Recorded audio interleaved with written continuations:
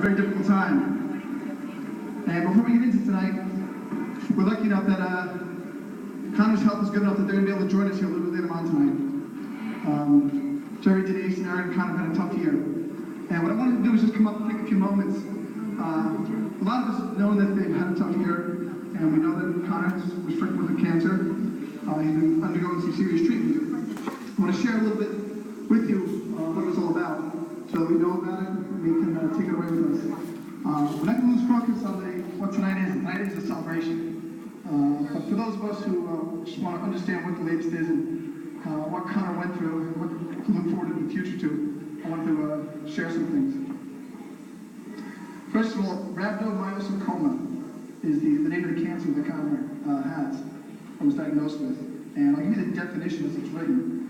It's an aggressive soft tissue tumor that arises in the muscle cells.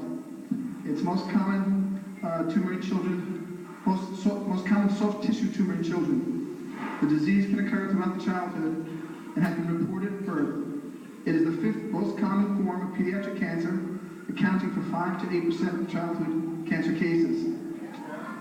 Rhabdomyosarcoma occurs slightly more frequently in males than females, and it usually affects children between the ages of 2 and 6 years old. Surgery is usually the primary treatment, followed by intensive chemotherapy and radiation. If the tumor is so large that surgery presents a major risk to the patient or results in serious disfigurement, chemotherapy and or radiation are used to reduce the tumor size until it can be removed more safely. More than 70% of children with this ailment now enjoy long-term survival. Survival rate depends significantly on initial tumor size, location, and whether it is spread. Efforts continue to identify more effective drug combinations, as well as ways to reduce the amount of radiation required for children. And that's a definition by the St. Jude's Children's Research Hospital. Now, that's kind of a clinical explanation of what happened. To bring you back, it was last March 16th when Jerry Denise brought Conor in for running nose. They kept on going. The doctors identified a polyp and said, well, let's get it out. They went in there and they came back and said, sorry, it's a little bit more. Following that, he began a dual residency in Point Pleasant and Children's Hospital in Philadelphia. Over the 9 months of treatment, they spent over 100 nights in the hospital. The family did a lot together. They had to depend on each other quite a bit.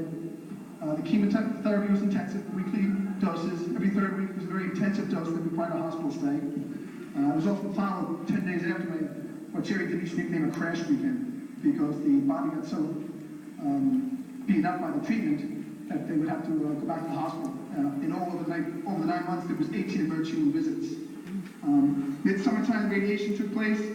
Again, Conor was a trooper, got through the whole thing.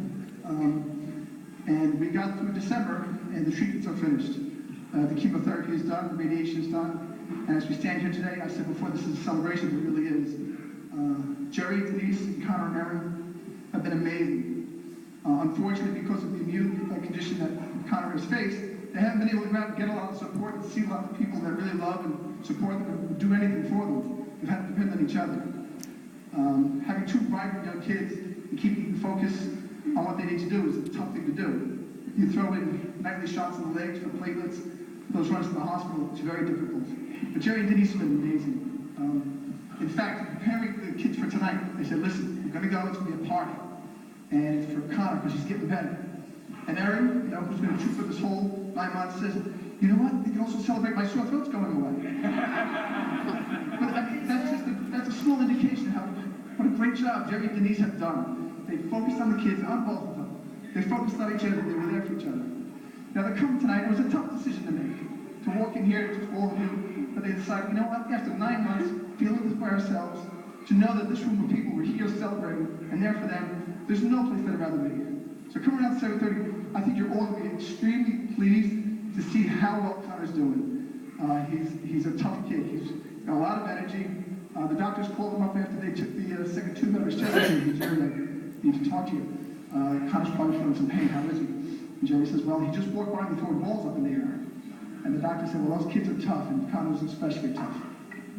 But they're here tonight, they're going to celebrate with us, and we're all very thankful. And in the area of thanks, let's talk about tonight. Carol, English, and the work that she did with the whole committee, put all this together. Big round of applause, please.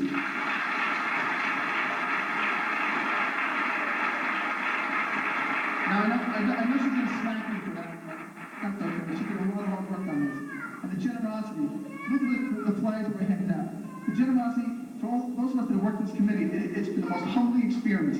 People who know you are there. They're giving more. People who hear about it give more. Joni's down the shore, someone hears, excuse me, come to my shop, I need to give. Just now, we have some of the benefits in there people have donated. The Bayonne Police Department stopped up, dropped off a check. The Bayonne Police Benevolent Association stopped up, and as I understand, there's more people coming in tonight. It really has been tremendous. It's been a tremendous success in terms of the community that we all share. And this is the type of thing that it's all about. And it's a real testament to Conor, to Jerry, Denise, and Aaron, that we're all there for them. And I think it's going to be wonderful for them to come and see all this tonight. So food's going to be served in a second, but before we do, let's just have a toast to three things. First of all, to the community that we all share. This community out in front of us tonight is part of all of us. We all share and enjoy this. To the McCarthy family, to Jerry, Denise, to Aaron and Conor, give them the strength to keep going on, and also to Conor's ongoing good health. Cheers.